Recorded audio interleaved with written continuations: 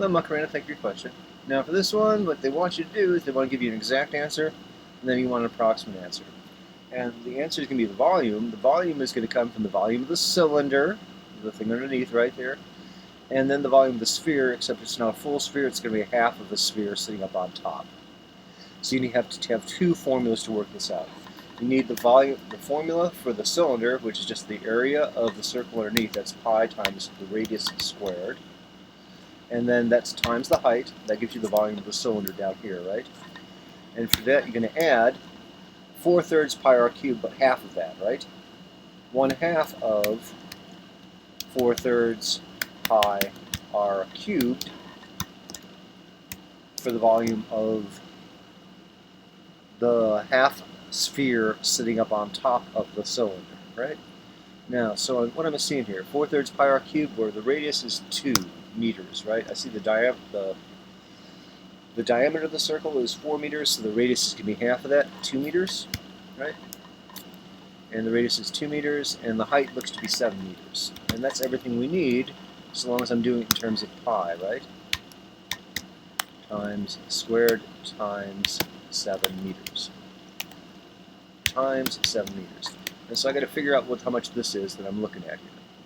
That's 2 meters squared times 7. That's 4 times 7. That's 28 pi over in front. 28 pi meters cubed. And the rest of this 1/2 of 4/3 times 2 cubed. Okay. Well, 1/2 of 4/3 is 2/3. I'm just going to run the fractions as best I can here in the search bar. 2/3. Let me zoom it so I can see what I did. Yeah, right. 1 too many. 2/3 times 2 cubed. Well, 2 cubed is 8 times 2 is 16/3 pi. And all this is going to be meters cubed when you're done, right?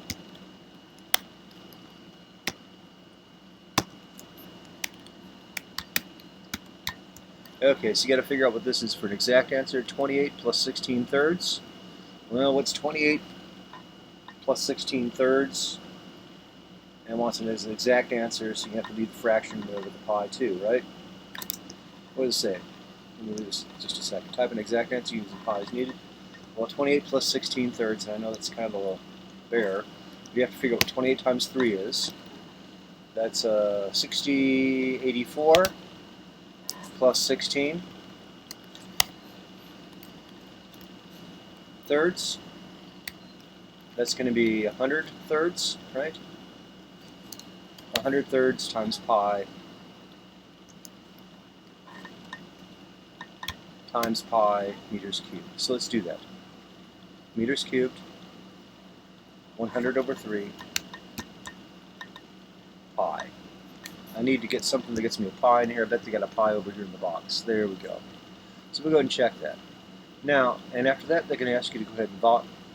You're going to want to round this to the nearest whole number.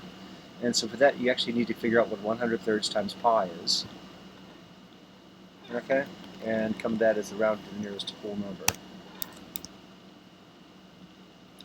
And I went ahead and did that where just let Google figure out what pi was on that for me. And I can see the nearest whole number looks to be about 105. And that's all they're looking for. One piece and the other. The important thing right there is to recognize you had two shapes. You need to use the formulas for the two different shapes correctly and add them together to find the volume of the entire figure. You let me know if you have other questions, and I will talk to you soon. Take care, girl. Stop recording there.